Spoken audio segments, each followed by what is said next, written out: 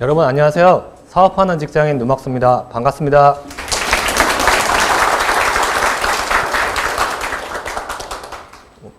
한 400명 하다가 80명 하니까 그래도 할만하네요. 제가 그냥 대단한 건 아니고 그냥 행복재테크 내에서 5년 동안 열심히 활동하다 보니까 이렇게 성과가 있었다. 그냥 선배 차원에서 투자를 좀 더 빨리 했던 선배 차원에서 간단하게 짧지만 50분 정도로 해서 특강을 해보겠습니다. 저는 처음 2,500만 원을 가지고 투자를 시작했는데요. 5년 동안 충실히 생활하다 보니까 현재는 월 한 2,500만 원을 벌게 되었습니다.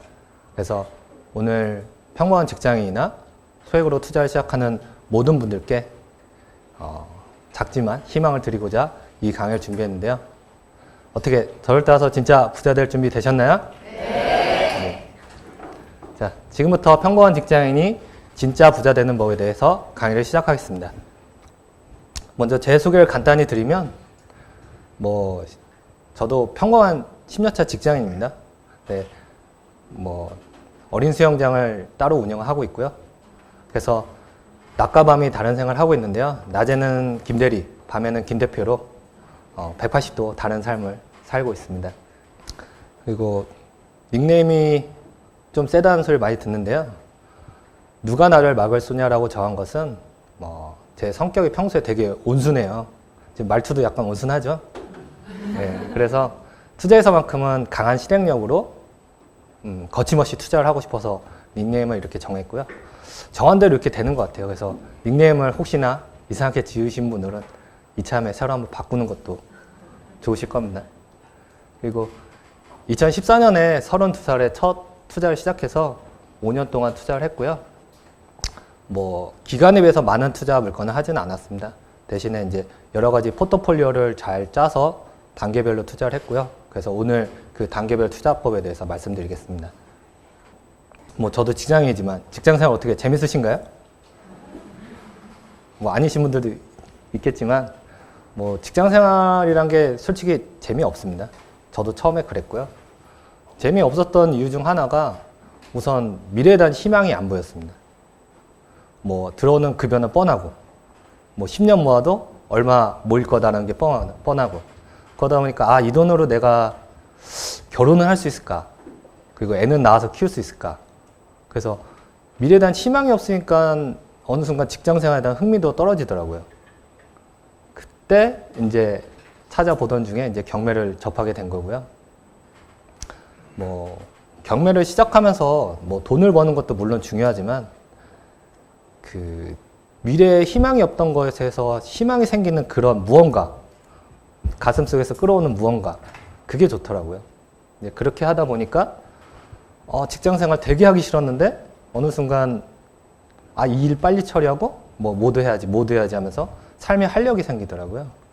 그래서 지금도 소득은 직장을 안 다녀도 될 정도로 되긴 했지만 적어도 10년 이상은 직장에서 먼저 나가라고 하지 않는 이상 직장 생활을 계속 할 생각입니다. 이렇게 새로운 삶의 목표가 생기면 누구든지 열정적으로 움직일 수 있습니다. 저는 경제적 자유라는 목표를 세웠던 것이고 그 목표를 달성하기 위해 정말 치열하게 살았습니다. 여기 계신 분들도 당연히 그러기 위해서 토요일 이 시간에 이 강의를 들으러 왔겠죠. 예, 후회하지 않게 잘 해보겠습니다. 그리고 목표를 달성해야 될 이유가 분명한 사람일수록 분명히 달성 확률이 높다고 생각합니다. 대부분 사랑하는 가족들을 위해서 열심히 투자를 한다고 생각하는데요. 저도 마찬가지입니다. 미래에 태어날 자식에게 그리고 지금 사랑하는 가족들에게 적어도 돈 때문에 불행해지지 않을 그런 자유를 주고 싶었습니다. 흔히들 돈이 행복을 살 수 없다고 늘 하지만 제가 생각하기에 행복은 살 수 없지만 불행은 막을 수 있다라고 생각합니다. 목차를 말씀드리면 준비 단계는 먼저 평범한 직장인이 투자를 시작하는 법에 대해서, 그리고 1단계는 소액 아파트 투자로 억대 연봉 직장이 되는 법에 대해서, 그리고 2단계는 임대소득으로 월급 2번 받는 직장이 되는 법에 대해서, 그리고 마지막 3단계는 사업을 병행하는 슈퍼 직장인 되는 법에 대해서 차례대로 말씀드리겠습니다. 주변에 보면 경제적 자유 하고 싶다고 하면서 아무것도 못하는 사람들을 볼 수 있는데요. 그 사람들의 흔한 핑계가 투자하고 싶은데 돈이 없어요. 그리고 뭐 아이 키우랴, 직장 다니랴, 뭐 하랴, 시간이 없어요. 그리고 부동산 뭐 어떻게 해야 될지 모르겠어요. 막막해요. 그리고 뉴스에서 떠든 것처럼 아파트값 폭락하는 거 아닌가요? 이런 식으로 자기 합리화를 하면서 투자를 하지 못하는 사람들을 주변에서도 많이 봅니다. 제 직장 주변 내에서도 정말 많고요. 그래도 여기 계신 분들은 이런 거 다 극복하려고 오신 거겠죠? 네. 제가 알려드린 방법들로 모두 극복하고 부동산 투자할 수 있습니다. 물론 직장인이나 이런 뭐 저는 그냥 직장을 예를 들어서 계속 설명하겠습니다. 직장인이 물론 투자를 하는 게 병행하는 게 쉬운 것은 아닙니다. 그래서 평범한 직장인이 투자를 시작하는데 필요한 4가지 부분을 말씀드리고자 합니다. 가장 먼저 단계별 목표를 어떻게 설정해야 되는지, 그리고 자금이 부족한데 어떻게 하면 자금을 확보할 수 있는지, 그리고 시간을 어떻게 하면 효율적으로 관리할 수 있는지에 대해서, 그리고 그 시간을 어떻게 효율적으로 활용해서 부동산 공부에 쓸 수 있는지에 대해서 차례대로 말씀드려 보겠습니다. 우선 투자금이 적으면 단계별 목표를 명확하게 설정해야 됩니다. 우선 뭐 몇 억씩 있다고 하면 당연히 1단계 건너뛰고 2, 3단계로 가도 되겠죠. 근데 아마 경매를 시작하려고 하는 사람들은 투자금이 작기 때문에 이렇게 단계별로 가고자 할 것입니다. 그래서 제가 생각하는 단계로 나눠 본 거고요. 1단계는 우선 투자금 2, 3천만 원밖에 없다면 1억원 만들기에 도전하는 것입니다. 그 방법으로는 아파트 단기 매도 투자와 갭 투자를 적절히 활용해서 자본금을 키우고요. 2단계는 월세 300만 원 만들기에 도전하는 것입니다. 그리고 최종적으로 3단계는 그동안 확보한 임대소득과 자본소득으로 저처럼 경매 사업을 접목해서 시너지를 발휘할 수도 있고요. 뒤에 있을 제한님처럼 재건축 재개발로 그 부동산 가치 투자를 통해서 경제적 자유에 도달할 수 있습니다. 무엇보다 중요한 것은 이처럼 분명한 목표와 의지를 가지고 효율적인 방법으로 끊임없이 노력하는 것입니다. 그리고 뭐 단계별 수단이 되는 투자법에 대해서는 1, 2, 3단계로 나눠서 설명을 드리겠습니다. 이제 단계별 목표를 설정했고 이제 투자는 하고 싶은데 자금이 부족하다. 어떻게 해야 될까요? 답변하기 어려우니까 제가 바로 말하겠습니다. 사람들이 착각하기 쉬운 게 투자금이 많아야 꼭 성공 투자할 수 있다라고 생각을 합니다. 물론 유리한 것은 맞죠. 뭐 3, 4억대 있는 사람하고 2, 3천만 원이 있는 사람하고는 당연히 같을 수는 없지만 그렇다고 성공 투자와 반드시 비례하지는 않습니다. 자본금의 크기보다는 생각의 차이에 달려있다고 생각하는데요. 생각만 달리해서 직장인에게 활용할 수 있는 여러 가지 대출을 활용한다면 투자금이 적어도 투자를 성공시킬 수 있습니다. 저는 2,500만 원을 가지고 3억대 물건을 처음 낙찰받았었는데요. 지금 보면 되게 무모하죠. 예, 무모할 수 있습니다. 하지만 저는 제가 공부한 것에 대한 확신이 있었고 성공시킬 수 있다는 그런 강한 의지가 있었습니다. 그리고 투자금이 작았지만 직장인에게 활용할 수 있는 여기 마이너스 통장 대출, 신용 대출, 퇴직금 담보 대출을 적절히 활용했고 현재도 마이너스 통장 대출은 최대치로 뚫어서 사용하고 있는데요. 뭐 얼마 전에 있었던 공매 입찰이나 이런 것들을 통해서 입찰 보증금으로 넣고 떨어지면 바로 찾아서 넣고 하면은 하루 이틀 이자만 내면 됩니다. 네, 그런 식으로 지금도 활용을 하고 있고요. 여기 계신 분들도 뭐 본인의 주거래은행, 회사의 주거래은행 아니면 직장인한테는 시티은행이 되게 유용한데요. 거기서 상담 받아보시면 적게는 6천에서 7천만 원, 많게는 1억까지 아마 자금을 확보할 수 있지 않을까 생각합니다. 그리고 이와는 별도로 한도가 퇴직금 담보대출하고 마이너스 통장 신용대출은 별개입니다. 그래서 퇴직금 담보대출은 이와는 별도로 더 추가로 받을 수 있기 때문에 본인 예상 퇴직금의 절반 정도까지는 추가 대출을 통해 자금을 확보할 수 있습니다. 그래서 2, 3천만 원 있다고 1억대 경매 물건에 도전하기보다는 이렇게 단기 융통 금액을 최대로 확보해서 3, 4억대 물건에 도전하는 것이 높은 수익을 올릴 수 있는 확률이 높습니다. 그리고 자본금이 작을수록 저처럼 모든 역량을 한 물건에 집중해서 자본금 파이를 키우는 것이 효과적일 것입니다. 그리고 하루 24시간은 누구에게나 공평합니다. 시간만큼 공평한 게 없죠. 자본은 그렇지 않지만 그렇기에 시간은 돈이라는 생각을 가지고 어떻게 관리하냐에 따라서 충분히 시간을 만들 수 있다고 생각합니다. 저의 루틴을 한번 설명해 드리면 저는 평일 아침 1시간 일찍 출근해서 오늘의 할 일, 그 다음 일의 우선순위 등을 체크하고 경매 물건을 신권 위주로 매일 검색했습니다. 그리고 평일 점심에는 빠르게 식사 후에 30분의 시간을 확보해서 그날 있었던 경매 결과를 모니터링 했습니다. 그거를 하루 이틀 하다 보면 크게 감흥이 오지 않는데요. 이거를 지속하다 보면 예상 낙찰가를 어느 순간 맞히게 되더라고요. 네. 그리고 이 물건은 잘 받은 물건, 못 받은 물건, 그리고 여기는 사람들이 많이 입찰을 하네? 그러면서 자연스럽게 핫한 지역도 알 수 있게 되고요. 이 모니터링만 잘해도 충분히 경매나 부동산 실력 키울 수 있습니다. 그리고 평일 저녁은 되도록이면 1시간 이상 확보를 해서 그 아침이나 점심에 찾았던 그 경매 물건에 대해서 상세 분석을 합니다. 그래서 상세 분석한 것을 본인만의 카페나 블로그, 에버노트 등에 정리해두면 나중에 이 물건만으로도 본인만의 투자 기준이 정립되는 순간을 맛보실 수 있을 것입니다.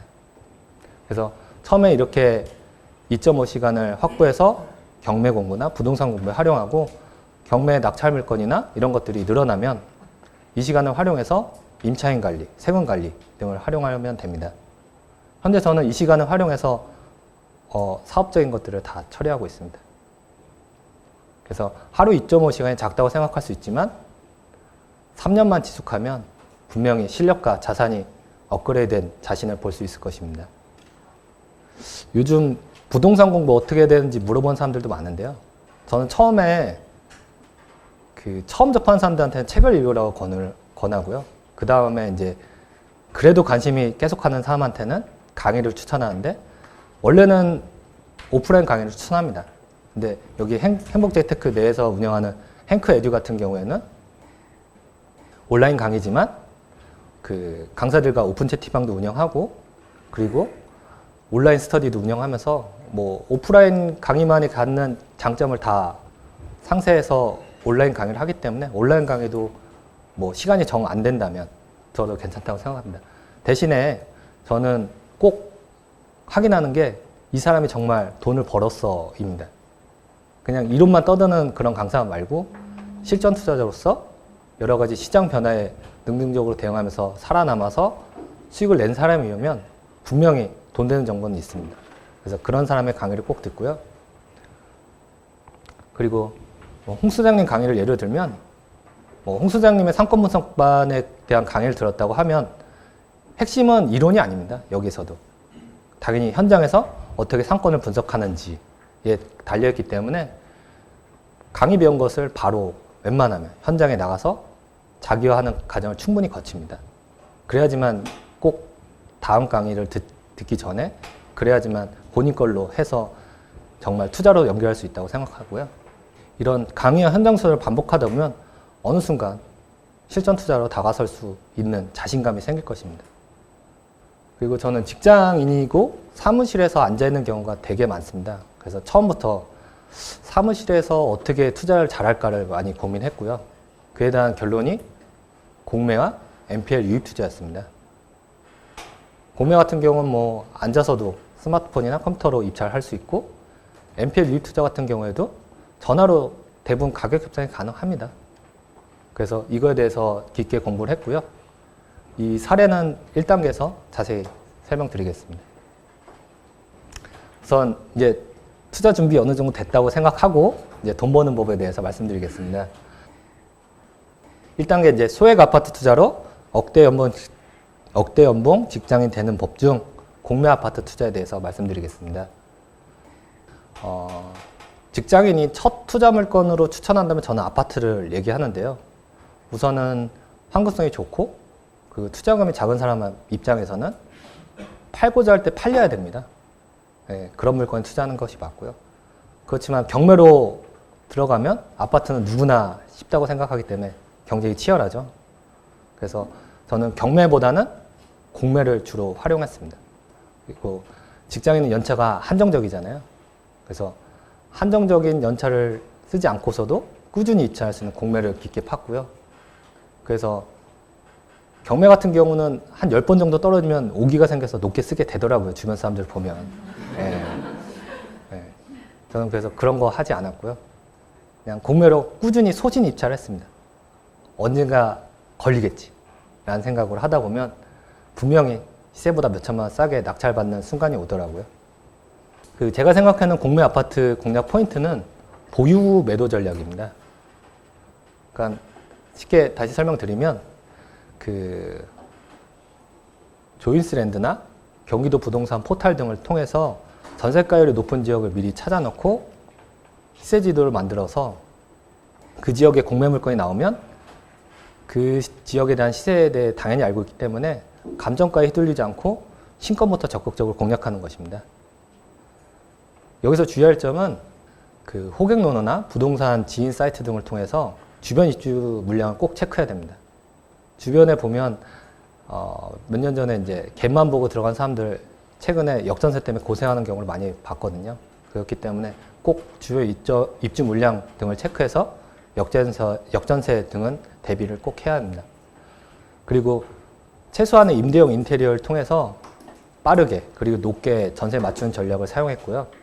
그렇게 실제 투자금을 최소화해서 보유에 부담이 없게 만들어 놓고 일반 과세 1년이나 2년 지나서 매도하는 전략으로 단기 500뛰기, 1000뛰기 하고 들어간 것보다 당연히 낙찰 확률도 높고 수익도 컸습니다.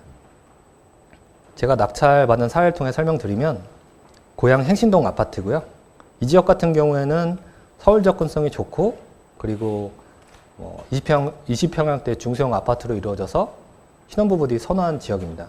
그래서 당연히 전세가율이 높은 지역이었고 미리 손품을 팔아서 감정가가 전세가 수준이란 걸 파악해서 신권부터 낙찰을 받은 거고요.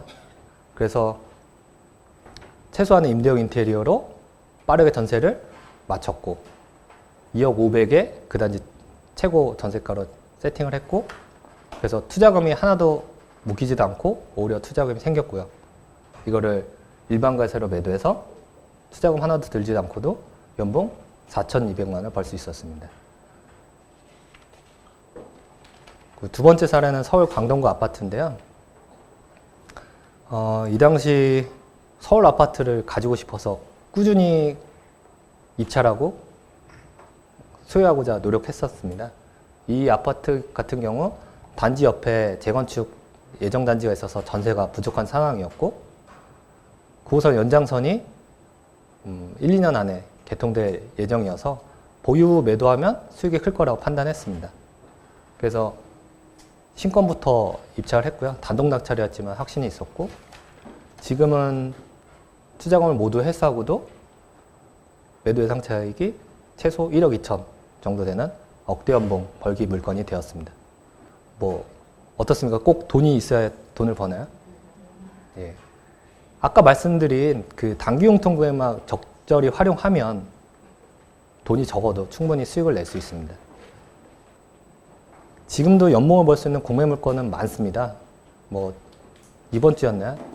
희망임대리츠 10차가 있었고요. 제 주변 분들 보면 1차부터 꾸준히 입찰했던 사람들은 대부분 낙찰을 받았습니다. 그래서 진짜 공매는 꾸준히 입찰만이 정답이다라고 생각이 들고요. 그리고 본인이 가진 돈이 만약에 2, 3천만 원이라고 딱 한 개 물건 입찰하시는 분들도 있나요? 그러면 안 되겠죠, 당연히. 아까 말씀드린 것처럼 본인이 가용할 수 있는 단기용통금을 모두 동원해서 5개, 10개, 어떤 사람 20개까지 입찰한 걸 봤어요. 그렇게 입찰하면 당연히 낙찰률이 높을 수밖에 없겠죠.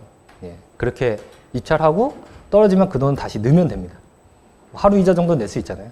예. 그렇게 하시면 되고요. 그리고 공매 물건 보면 입찰 이렇게 시간이 2시간씩 주어지는 물건들이 있습니다. 이런 경우는 되게 흐르는 물건이 되기 쉽거든요. 그래서 적당한 타이밍에 이렇게 뭐 3차나 4차 이렇게 들어가면 시세보다 몇 천만 원 싸게 낙찰받을 수 있습니다. 그리고 두 번째로 NPL 아파트 투자에 대해서 설명드리겠는데요. NPL 생소하신 분들이 많죠. 뭐 간단하게 설명하면 뭐 백화점 상품권 10만 원짜리를 할인받아서 뭐 8만 원에 샀다. 당연히 백화점 가서 10만 원치 쓸 수 있잖아요. NPL도 마찬가지예요. 3억짜리 채권을 유동화회사랑 딜을 잘해서 할인받아서 2억 6천만 원에 샀다고 하면 똑같이 경매법원 가서 사용하는 데가 여기 법원이잖아요. 경매장 가서 3억어치 3억짜리를 사용할 수 있는 것과 같습니다. 그렇게 생각하시면 쉽고요. 또 거기에 플러스로 유입하는 거는 미리 유동화회사랑 계약을 체결해서 낙찰자의 지위를 미리 확보한 상태에서 경매에 참가하는구나 라는 정도로 이해하면 됩니다. 그리고 나중에 뭐 최근에 행크에 경험담 올리신 분들도 있는데 막상 전화해보면 별거 없습니다. 네, 한번 해보시길 추천드리고요. 우선 NPL 유입 아파트 투자의 장점은 아까 처음에 말씀드린 것처럼 전화로도 충분히 유동화회사 담당자 협상을 할 수 있고 실제로 계약이 진행돼서 계약서를 쓸 때만 거기 회사에 방문하면 됩니다. 그리고 낙찰자의 지위를 확보한 상태에서 경매에 참가하기 때문에 당일날 입찰장에 안 가도 됩니다. 유동화회사 담당자가 당일 다 가격을 써서 낙찰받고 모든 걸 처리해 주고요. 그렇기 때문에 낙찰자의 지위를 확보한 상태이기 때문에 미리 명도나 대출이나 매매만 신경 쓰면 됩니다. 그리고 대부분 그 고가 낙찰가가 높은 상태에서 낙찰이 되기 때문에 단기 매도 하더라도 단기 매도의 가장 큰 단점은 뭐겠어요? 다 세금 내야 되잖아요. 근데 이거 같은 경우는 세금에 대한 부담 없이 빠르게 매도할 수 있고 그리고 일부러 손해를 만드는 물건으로도 봤습니다. 왜 그러냐면은 본인이 예상차익이 큰 물건이 있다고 쳐보세요. 서울에 뭐 아파트 가격이 많이 올랐잖아요. 막 3, 4억 양도 차익 예상돼요. 그러면은 양도 차손될 만한 물건을 낙찰받아서 일부러 손해를 내는 겁니다. 그래서 그 한 해에 그 물건을 합산해서 세호수를 높이는 전략으로 사용할 수 있습니다. 그리고 처음 접근하신 분들은 유동화회사에서 아파트 물건 안 팔던데요? 이렇게 얘기를 하는데요. 이거는 상식선에서 생각하면 됩니다. 그 유동화회사에서 100% 전액 배당될 수 있는 물건은 당연히 팔지 않겠죠. 당연히 팔지 않고요. 예상 낙찰률이 낮아서 유동화에서도 채권에 대한 손실이 발생할 만한 물건을 딜해서 사오는 겁니다. 그리고 유동화회사는 대부분 금융권 출신이어서 여기 계신 분들 뭐 다 저희 포함해서 다 부동산 분야는 모른다고 생각하고 접근하면 편합니다. 그러니까 겁먹지 않아도 되고요. 그렇게 접근하면 되고 그렇기 때문에 시세 파악이 다소 어려운 대형 아파트나 그리고 뭐 해결 가능한 유치권, 뭐 대지권 미등기 이런 물건을 공략해서 낙찰받으면 됩니다. 이게 제가 처음 낙찰받은 물건이고요. 실전 사례를 통해 설명드리면 참고로 제 칼럼에 써있지만 이렇게 유동화 땡땡땡땡 한 게 NPL 물건입니다. 이런 물건을 찾으시면 되고 혹시나 채권자 이런 게 없더라도 물건 송달 내역을 봐서 무슨 은행에서 땡땡땡땡 유한회사, 유동화회사 이렇게 변경된 물건은 NPL 물건이라고 보시면 됩니다. 그래서 추가로 아까 말씀드린 유동화회사가 손해날 만한 물건이냐만 파악하면 됩니다. 이 물건 같은 경우에는 중대형 폐영 때였고 이 당시 뭐 실거래가 활발하지 않아서 그 시세 파악이 다소 어려운 물건이었고 그렇기 때문에 3억 3,500만 원짜리 채권을 저는 할인받아서 3억 500에 사게 된 거고요. 그래서 저는 양도세에 대한 걱정 하나도 없이 바로 매도를 내놔서 3개월 만에 3억 4,800만 원에 매도를 했고 4천만 원의 연봉을 벌 수 있었습니다. 뭐 2016년에 대부업법이 개정됐다고 NPL 못한다고 생각하시는 분들이 많더라고요. 개인들이. 근데 여전히 가능합니다. 이거는 제 같은 스터디에서 활동하고 있는 지인 사례인데요. 이거는 2019년이죠. 앞에가. 그러니까 법 이후에도 충분히 가능하고요. 이거 같은 경우는 대지권 미등기 그리고 약간의 아파트 유치권은 거의 다 허위인 거 아시죠? 예, 그런 해결 가능한 물건들이었고 근데 이게 많이 떨어져서 3억 2천만 원짜리 채권을 할인받아서 2억 8천만 원에 계약을 한 겁니다. 그래서 당연히 경매 이찰장 가서 3억 2천만 원을 쓴 거고요. 그래서 3억 2천만 원에 낙찰받았기 때문에 얼마에 팔아도 양도세에 대한 부담이 거의 없습니다. 시세가 3억 9천이란 모를까. 그 정도 시세는 아니었고요. 그래서 이것도 6개월 만에 3억 1,500만 원에 매도를 했고 양도세 하나도 내지 않고 2,500만 원의 수익을 얻을 수 있었습니다. 그리고 수익이 있다고 하면 아까 500만 원의 양도 차손이 생겼죠?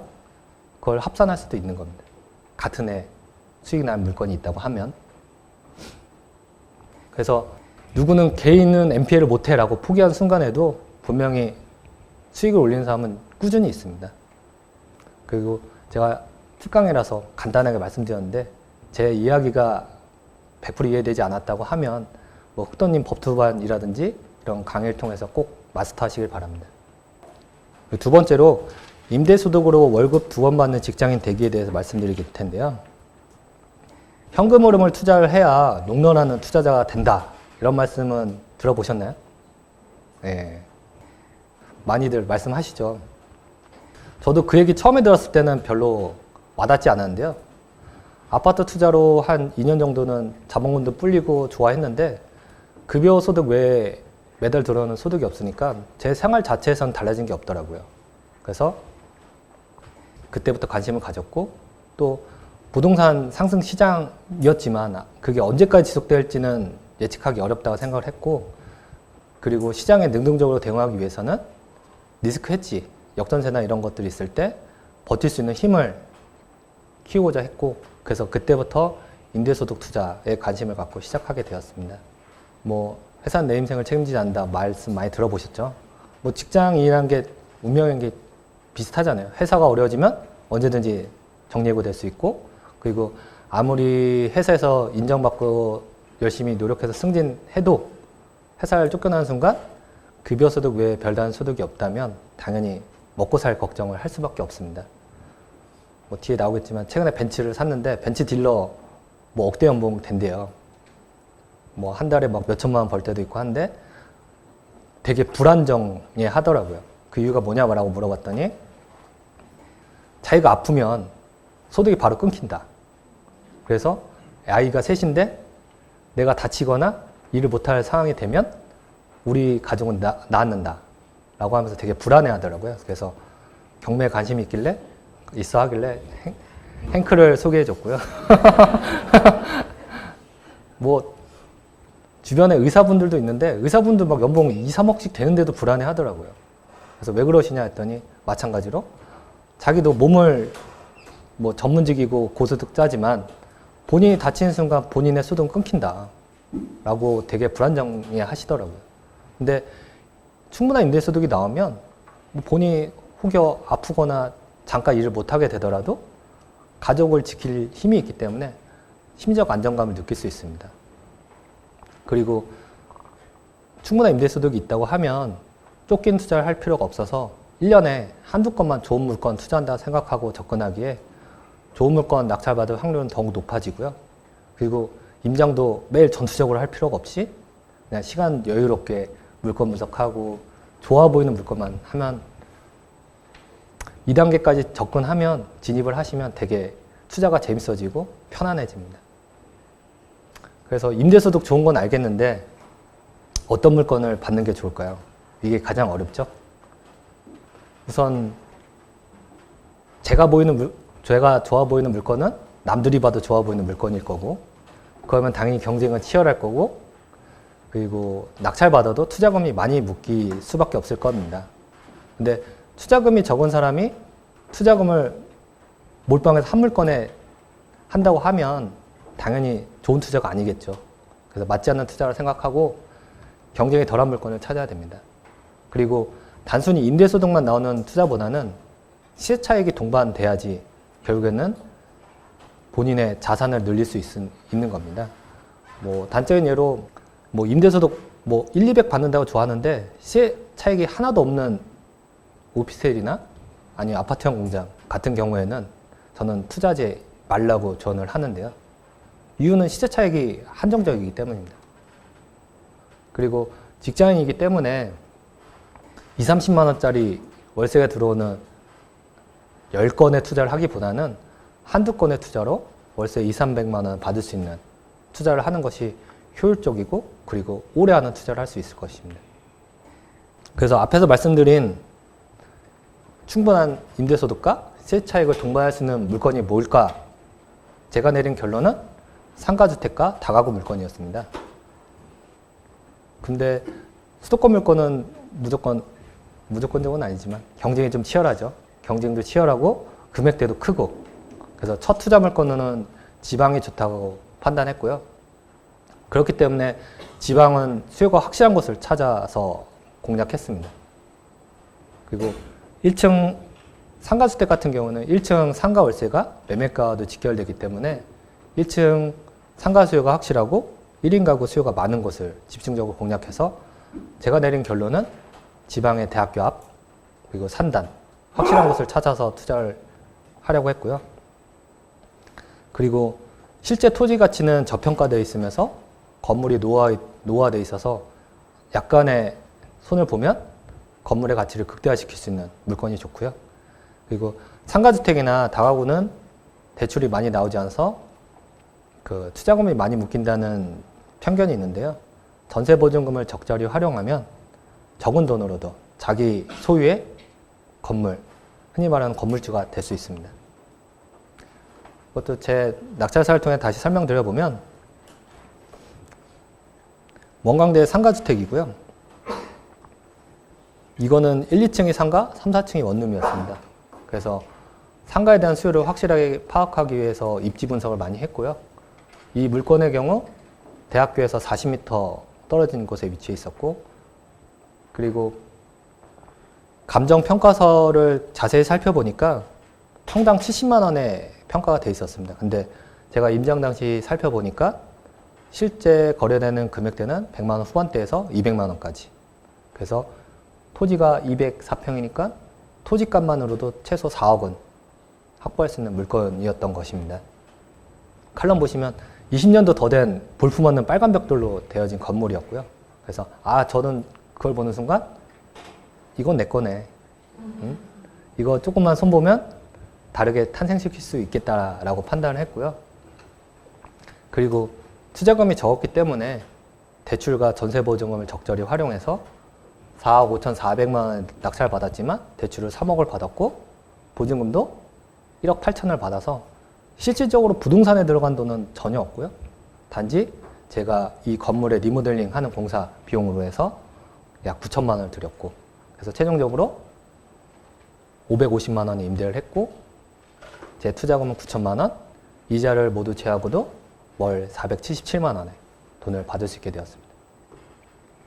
어떻습니까? 한 건의 투자만으로도 제2 월급 만들 수 있죠. 예. 그리고 이 물건 하면서 주변 지인들한테 많이 받았던 질문이 지방인데 관리하기 어렵지 않아였습니다. 뭐 상가주택이나 다가구는 손이 많이 간다는 생각하시는 분들이 많은데요. 아마도 이런 생각들을 가진 사람들이 많기 때문에 여기 계신 분들은 아직도 기회가 있다고 생각합니다. 뭐 저 같은 경우에는 상가 임차인을 활용해서 건물 청소나 그리고 간단한 수리 등을 맡겼었고요. 그리고 그 지역 공인중개사와 좋은 관계를 유지해서 웬만한 원룸 계약은 미임으로 처리했고요. 그리고 지방대학교 인근은 월세 개념이 아닙니다. 학기에 맞춰서 1년치 연세, 그다음 반년치 반세 개념으로 받기 때문에 뭐 이 학생이 월세를 내내 안 내내 뭐 신경 쓸 필요도 없고요. 그냥 8월에 한 번, 2월에 한 번, 1년에 2번 정도만 내려가면 됩니다. 그것도 바쁘면 이제 공인중개사 사장님한테 부탁하면 되고요. 그리고 그것도 힘들다 하면 전문 위탁관리 업체한테 일정 비용을 지불하면 임차인 전화도 안 받고 임대소득만 챙길 수 있습니다. 그러니까 잘못된 선입견으로 뭐 상가주택 다가구 놓치지 마시고 꼭 도전해서 낙찰 받으시길 바랍니다. 뭐 이 정도 투자도 좋은 투자였다고 생각할 수 있습니다. 근데 사업을 접목해 보니까 생각이 달라지더라고요. 이 물건 같은 경우 1층이 전 소유주가 장사를 하고 있어서 그 사람 명도하고 나니까 1층이 공실이었습니다. 그래서 뭘 할까 고민하다가 커피숍을 한번 창업해 볼까 해서 실제 프랜차이즈 담당자 상담을 받아본 내용인데요. 한 5천만 원 들여서 1일 매출 50만 원, 평일 장사만 20일에서 월 매출 한 1,000만 원 될 것 같아 보였고요. 그리고 대학교 인근이기 때문에 방학 기간을 고려해서 9개월만 장사해도 그래도 한 3천 이상 벌 수 있겠구나 라는 판단이 들었습니다. 근데 이때 당시엔 저도 지역적으로 멀고 직장인이 할 수 있겠어? 사업까지 할 수 있겠어? 라는 생각으로 포기했었는데요. 이거를 비교해보면 이렇게 됐는데 실제로는 얼마 안 있어서 그 지역, 그러니까 원광대학교 졸업생이 실제로 커피숍을 창업했습니다. 커피숍을 창업했고 그 임차인이 예상했던 금액만큼 벌어가더라고요. 나중에 프랜차이즈 담당자한테 따로 물어봤습니다. 그래서 저는 월세 50만 원 받아서 1년에 600만 원 버는 것에 그치지만 임차인 같은 경우 직접 차렸기 때문에 6배 높은 약 3,600만 원의 사업소득을 버는 모습을 보고 아 이거를 내가 직접 했으면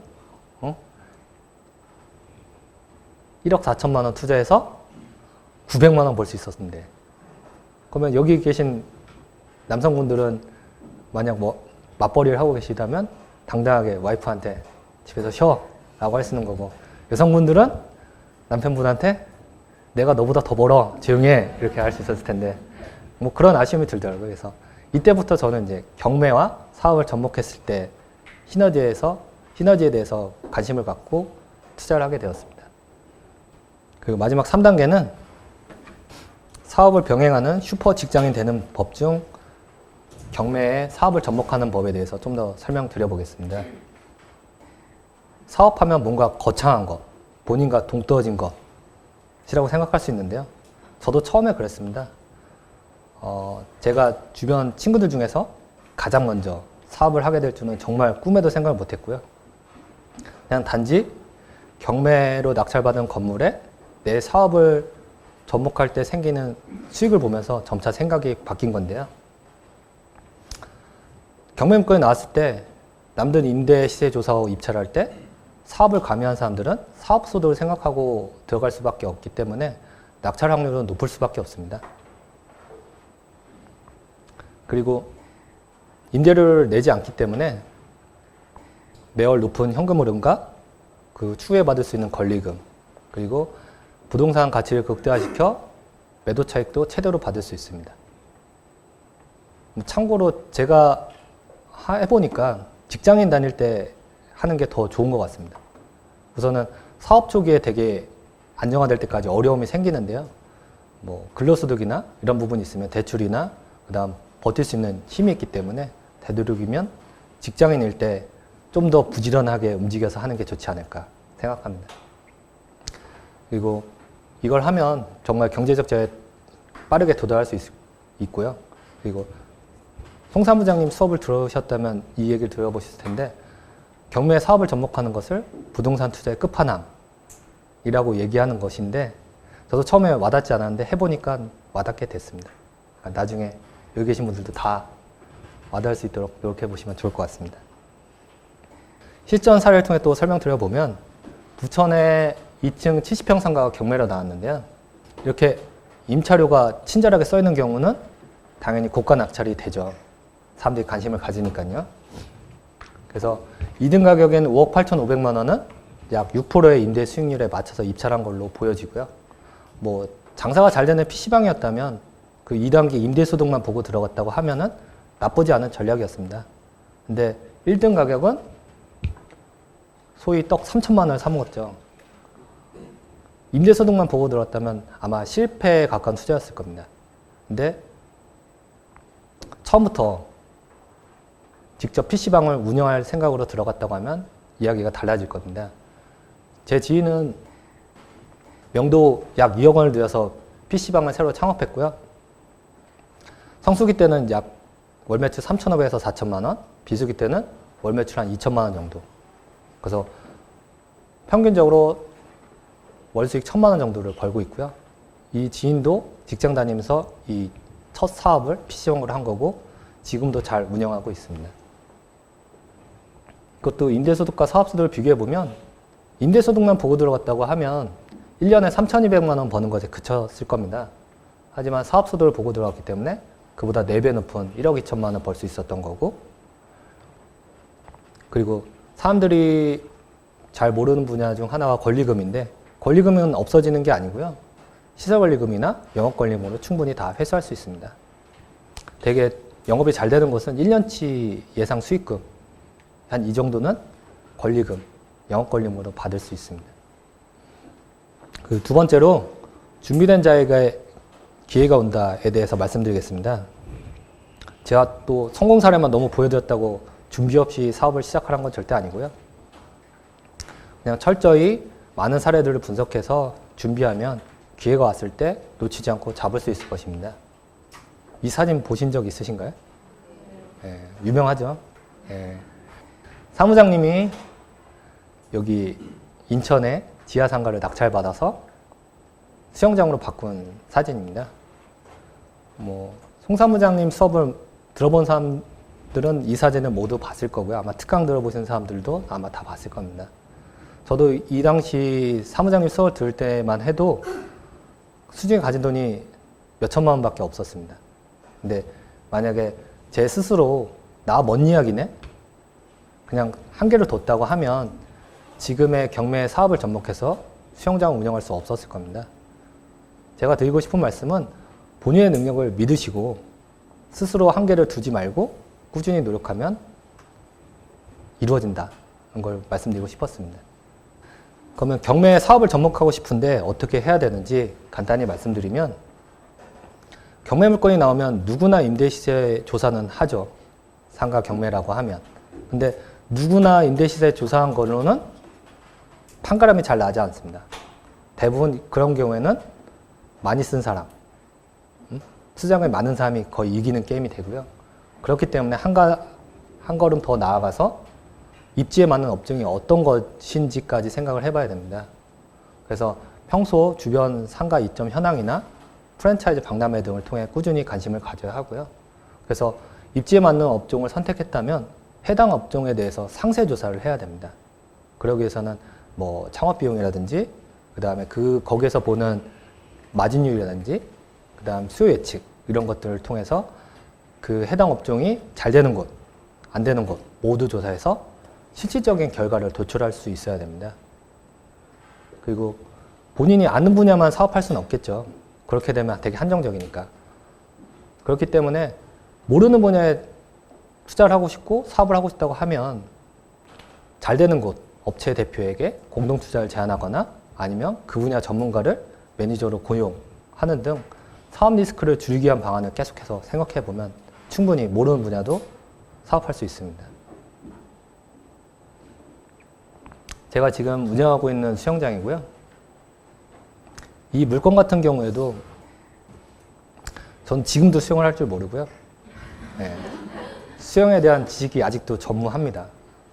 그런데도 할 수 있었던 거는 정말 여기서 말씀드리지 않았던 많은 경매 사업을 접목한 사례를 분석했고요. 그리고 수도권 내 실제로 운영하는 수영장 대표들을 만나서 사업 운영에 대해서 상세한 이야기를 들었고, 그에 따른 여러 가지 분석을 통해서 투자를 시작한 겁니다. 정말 많은 돈이 들어갔거든요. 그리고 사업 리스크를 줄이기 위해서 잘 되는 곳에 공동 투자를 제안했고, 그 대표와 계약서를 체결해서 빠르게 수영장을 정상 궤도로 올릴 수 있었습니다. 지금 현재 수영장 모습이고요. 네. 칼럼에도 있어요. 예. 여기 같은 경우는 거의 20년 다 된 수영장이라서 17억짜리 물건이 4억대까지 떨어졌다고 보시면 됩니다. 그래서 여기는 리모델링이 선택이 아니라 필수였고요. 그래서 프리미엄 수영장으로 재탄생시켰고, 지금은 수도권 내에서 가장 최고의 규모를 자랑하는 수영장이 되었습니다.